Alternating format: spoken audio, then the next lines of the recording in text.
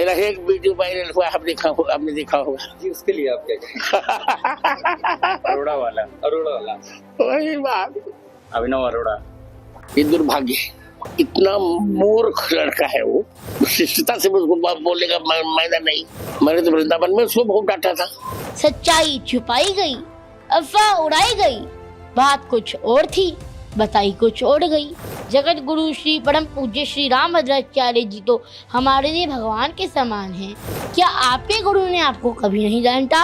जगत गुरु श्री रामभद्राचार्य जी ने मुझे डांट भी दिया, तो इसको देश का सबसे बड़ा मुद्दा क्यों बनाया जा रहा है? मेरे घर वालों के पास कॉल्स आ रही हैं कि आप घर से बाहर नहीं निकल सकते, आपको जान से मार दिया जाएगा। मेरे से मंच की गरिमा भंग हुई तो ये मेरी गलती थी।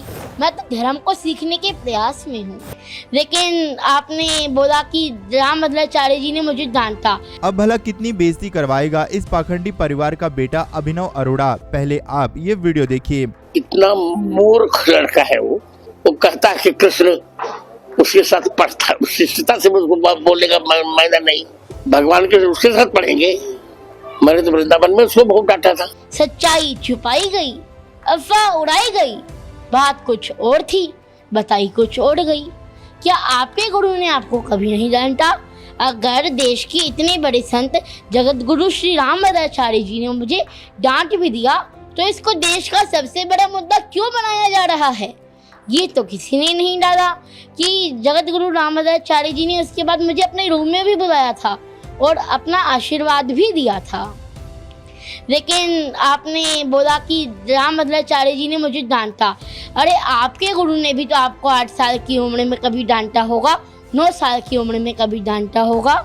क्या आपसे 8 साल की उम्र में, 9 साल की उम्र में कभी गलती नहीं हुई क्या? और मेरे घर वालों के पास कॉल्स आ रही हैं कि आप घर से बाहर नहीं निकल सकते, आपको जान से मार दिया जाएगा। तो ये मेरे पिताजी के पास, मेरे घर वालों के पास कॉल आ रही है।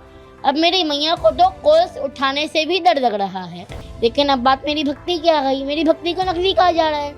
अब हम बर्दाश्त नहीं करेंगे।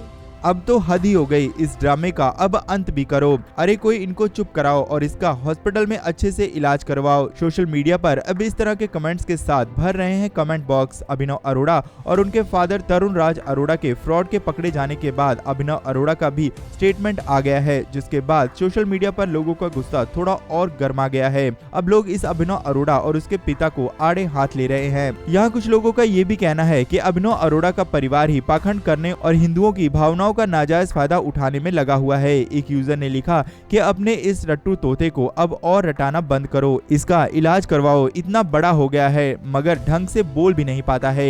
एक यूजर ने लिखा कि स्कूल में नालायक बच्चा होगा, इसीलिए पापा ने सोचा कुछ और तो कर नहीं पाएगा तो बाबा ही बना देते हैं, प्रॉफिट का बिजनेस भी बन जाएगा। वहीं एक और यूजर रामभद्राचार्य पर टिप्पणी करते हुए बोलता है कि रामभद्राचार्य जी अहम से भरे हुए हैं, अहम ही भगवान का भोजन है, हिंदू धर्म का सबसे प्रमाणिक धर्माचार्य मैं हूँ, ये कहना कुछ गलत नहीं है क्या? पहली बात तो सबसे प्रामाणिक हिंदू धर्माचार्य मैं ही हूँ।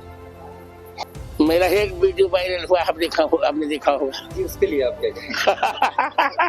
अरोड़ा वाला वही बात, अभिनव अरोड़ा। अब इन सारी बातों से आपको क्या समझ आता है? यहाँ पर आप किसकी तरफ हो? आप अपनी राय कमेंट में जरूर लिखें।